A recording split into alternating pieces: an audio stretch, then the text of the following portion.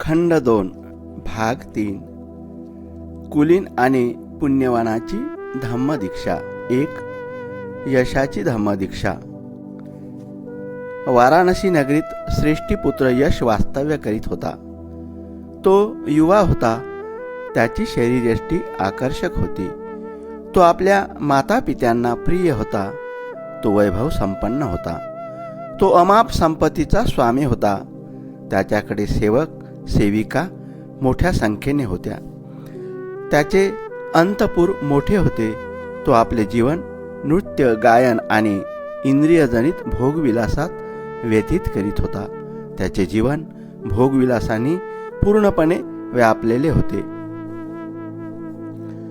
जसा काळ व्यतीत होऊ लागला तशी त्याच्या जीवनात विरक्ती येऊ लागली। पण या भोगविलासातून सुरा सुंदरीशा पाशातून मुक्ती कशी व्हावी? तो जीवन जगत आहे त्यापेक्षा काही वेगळे गुणात्मक दृष्ट्या श्रेष्ठ जीवन आहे काय? काय करावे त्याला सुचत नव्हते। या अनिश्चयाच्या अवस्थेत त्याने पितृगृह त्यागाचा निर्णय घेतला। एके रात्री त्याने पितृगृह सोडले। त्याची भटकंती सुरू झाली। भटकता भटकता तो ऋषीपत्नाच्या दिशेने निघाला। थकला भागला तो जीव विश्रांतीसाठी वृक्षाखाली बसला। बसल्या बसल्यास तो स्वतःशीच मोठ्याने बोलू लागला, मी कोठे आहे? यातून मार्ग कोणता? अरे रे, किती हे दुःख, किती हे संकट! ज्या दिवशी तथागतांनी ऋषीपतन येथे पंचवर्गीय भिक्खूंना प्रथम दीक्षा दिली त्याच रात्रीची ही घटना। ज्यावेळी यश ऋषीपतनात होता त्याचवेळी तथागतही ऋषीपतन येथे वास करीत होते। तथागत प्रातःकाळी उठून मोकळ्या हवेत विचरत होते। श्रेष्ठीपुत्र यश आपले दुःख व्यक्त करीत असताना तथागतांनी त्यांना पाहिले। त्याचे दुःखोद्गार ऐकून तथागत म्हणाले, येथे कोणतेही दुःख नाही, येथे कोणतेही संकट नाही।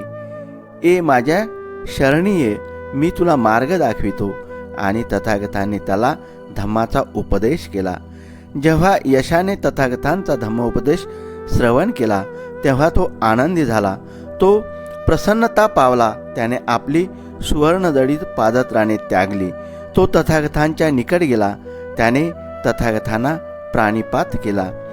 तथागतांचे वचन श्रवण करून यशाने त्याला शिष्य म्हणून स्वीकारावे अशी त्यांना प्रार्थना केली।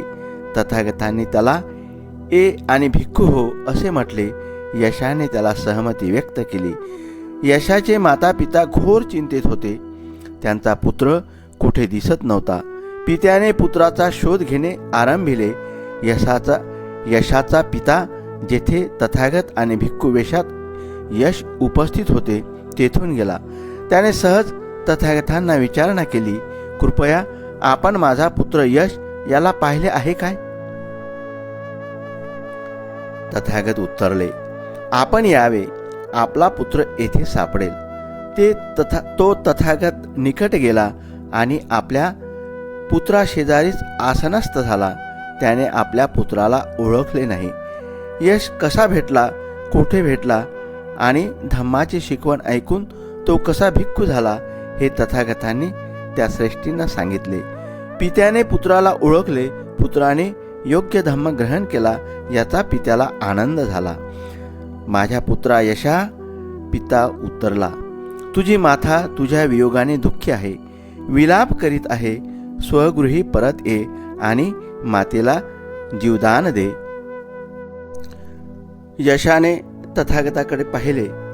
तथागत यशांच्या पित्याला म्हणाले, यशाने गृहस्थ जीवनात परत यावे आणि पूर्वी जसा भोग वासनेत रममान होता तसे जीवन जगावे अशी आपली इच्छा आहे काय? यशाचा पिता उत्तरला, माझ्या पुत्राला यशाला तुमच्या चरणी संतोष आहे, तर त्याला राहू द्यावे। यशाने भिक्खू म्हणून जीवन जगणे स्वीकारले।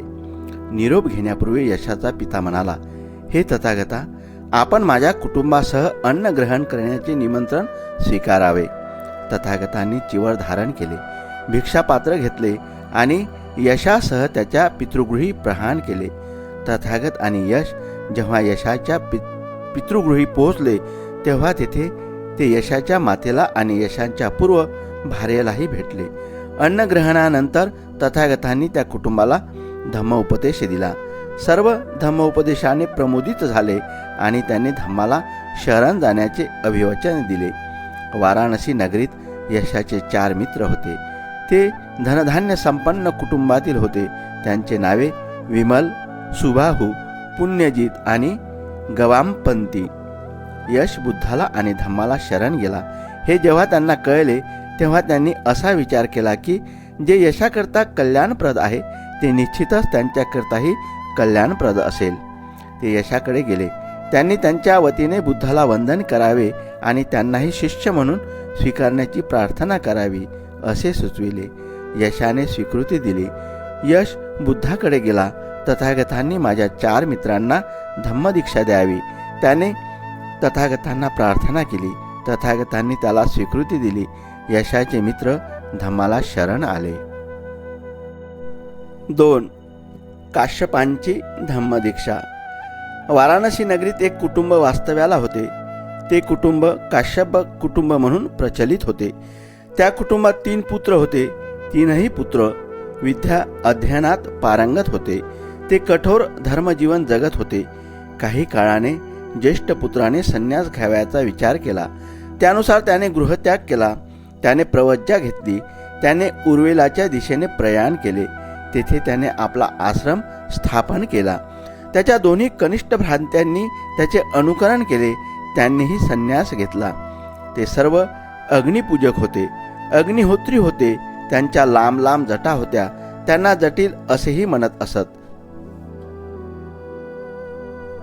हे 3ही बंधू उर्वेला काश्यप, नदी काश्यप आणि गया काश्यप म्हणून ख्यात होते. उर्वेला काश्यप यांचे 500 जटिल शिष्य होते. नदी काश्यपाचे 300 जटिल शिष्य होते. गया काश्यपाचे 200 जटिल शिष्य होते. 3ही बंधूपैकी उर्वेला काश्यप प्रमुख होता. उर्वेला काश्यपाची ख्याती सर्वदूर पसरली होती. त्याला जिवंतपणी मुक्ती मिळाली असे मानले जात असे. दूरदूरून लोक त्यांच्या आश्रमात येत असत. त्यांचा आश्रम फाल्गू नदीकाठी होता. तथागतांना उर्वेला काश्यपांची ख्याती कळली. उर्वेला काश्यपाला धम्माचा उपदेश द्यावा असे तथागतांना वाटले आणि शक्य असेल तर धम्मदीक्षाही द्यावी. त्याच्या वास्तव्याची माहिती घेऊन तथागत उर्वेलाकडे प्रस्थान करते झाले. तथागतांची आणि उर्वेला काश्यपांची भेट झाली.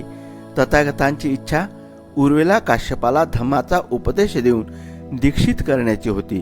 तथागत म्हणाले, हे काश्यपा, तुझी असहमती नसेल तर मला एक रात्र तुझ्या आश्रमात निवासाची अनुमती द्यावी. मला हे मान्य नाही, काश्यप उत्तरला.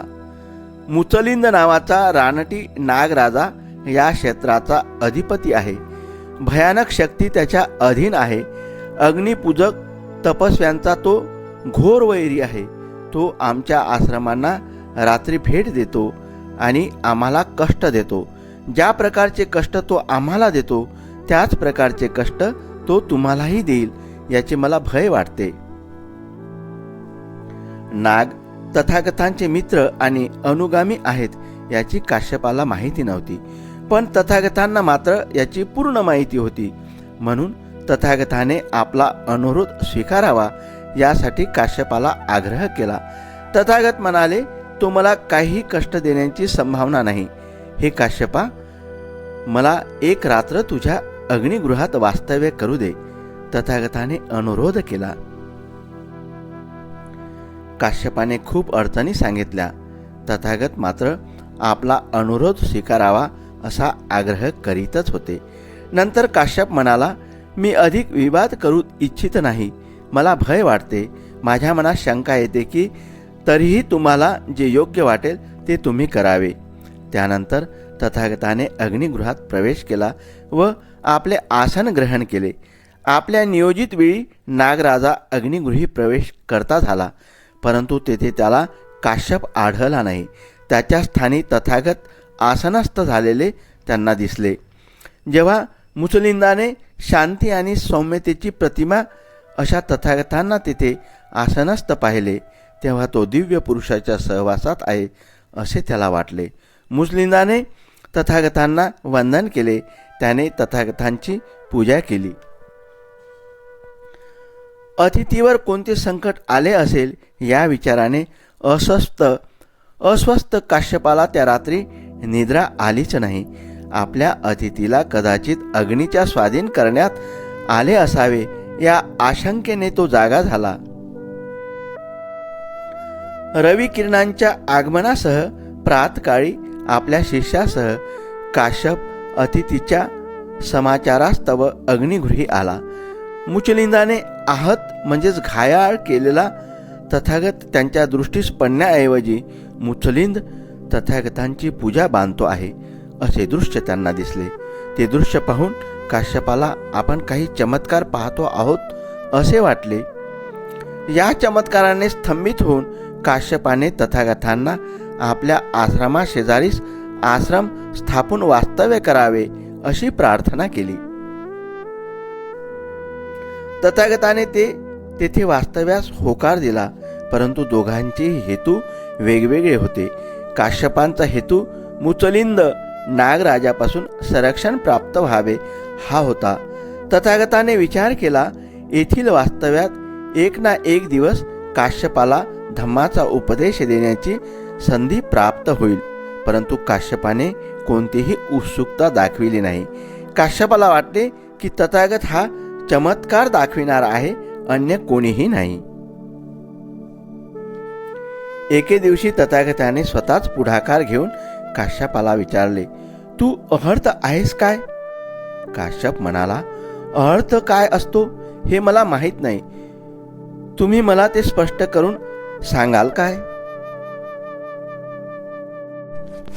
तथागत म्हणाले, तू अहर्त नाहीस तर हे अग्निहोत्र तुझे कोणते कल्याण करणार? नंतर तथागत काश्यपाला म्हणाले, आर्य अष्टांगिक मार्गापासून विचलित करणाऱ्या काम वासनावर ज्याने विजय मिळवला तो अरहंत. अग्निहोत्र माणसाला त्याच्या पापापासून मुक्त करू शकत नाही. काश्यप अभिमानी होता, तरीही तथागताच्या तर्कांनी त्याचे चित्त प्रभावित झालेच. त्याचे चित्त विनम्र झाले, विनयशील झाले, धम्म ग्रहण करण्यास युक्त झाले. त्यांनी हे स्वीकारले की त्याच्या अन्य ज्ञानाची तुलना जगतवंद्य अशा तथागतांच्या ज्ञानाशी होऊच शकत नाही. अशा प्रकारे शंका निरसनानंतर उर्वेला काश्यपाने विनम्रपणे तथागतांच्या धम्माचा स्वीकार केला. त्याने तथागताचे शिष्यत्व स्वीकारले. आपल्या आचार्याचे अनुगमन करीत काश्यपाचे शिष्यही तथागतांना शरण आले. त्यांनी धम्म ग्रहण केला. काश्यप आणि त्यांचे शिष्य दीक्षित झाले. काश्यपाने आपल्या सर्व वस्तू आणि अग्निहोत्राची पात्रे एकत्रित केली. त्याने ते सर्व साहित्य नदीत विसर्जित केले. ते साहित्य प्रवाहाच्या दिशेने प्रवाहित झाले. नदी काश्यप आणि गया काश्यप नदीच्या प्रवाहाच्या दिशेनेच आश्रमवासी होते. वस्त्र, वस्तू आणि अग्निहोत्राचे साहित्य नदीच्या प्रवाहात प्रवाहित होताना पाहून ते म्हणाले, या आमच्या बंधूच्या वस्तू आहेत. त्याने या वस्तूंचा त्याग का केला असावा? काहीतरी मोठे परिवर्तन घडले आहे. या घटनेने ते अस्वस्थ झाले. त्यांना फार दुःख झाले. ते दोघेही बंधू प्रवाहाच्या वरच्या दिशेने आपल्या ज्येष्ठ भ्रात्यांच्या भेटीसाठी निघाले. आपला ज्येष्ठ भ्राता आणि त्यांचे शिष्य यांना श्रमणांच्या वेशात पाहून त्यांच्या मनात अनेक विचार आले. त्यांनी याचे कारण जाणून घेण्याचे ठरविले. उर्वेला काश्यपाने बुद्धाच्या धम्माची दीक्षा ग्रहण केल्याचा वृत्तांत आपल्या बंधूंना कथन केला. त्यांनी विचार केला, आमच्या ज्येष्ठ बंधूने समर्पण केले, आम्हीही त्याचे अनुगामी व्हावे हेच उत्तम. त्यांनी ज्येष्ठ भ्रात्याकडे आपली इच्छा व्यक्त केली. त्यानंतर ते दोघे बंधू आणि त्यांचे शिष्य तथागतापुढे उपस्थित झाले. बुद्धाने अग्निहोत्र, अग्निहोत्राशी संबंध, धर्म आणि तथागतांचा धम्म यांची तुलना करणारे धम्मासंबंधी प्रवचन दिले. धम्माच्या उपदेशाप्रसंगी तथागत त्या दोन बंधूंना उद्देशून म्हणाले, ज्याप्रमाणे लाकडावर लाकडाच्या घर्षणाने अग्नी प्रज्वलित होतो, त्याचप्रमाणे अकुशल विचारांच्या संयोगाने अविद्या उत्पन्न होते.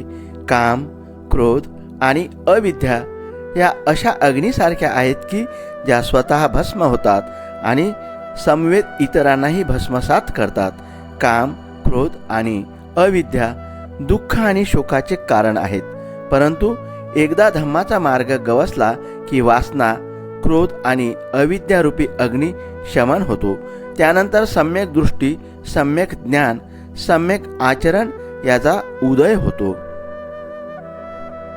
एकदा चित्तात पापाविषयी घृणा उदय पावली की ही घृणाच तृष्णेच्या क्षयाचे कारण ठरते. तृष्णेचा क्षय झाला की माणूस श्रमणपदाला प्राप्त होतो. ते श्रेष्ठ ऋषी तथागतांना लक्षपूर्वक श्रवण करीत होते. त्यांची ही अग्नी पूजेविषयीची श्रद्धा लोप पावली. त्यांनी बुद्धाचे अनुगामी होण्याची आकांक्षा व्यक्त केली. काश्यपांची दीक्षा हा तथागतांचा मोठा विजय होता. काश्यपांचा जनतेच्या मनावर दृढ प्रभाव होता.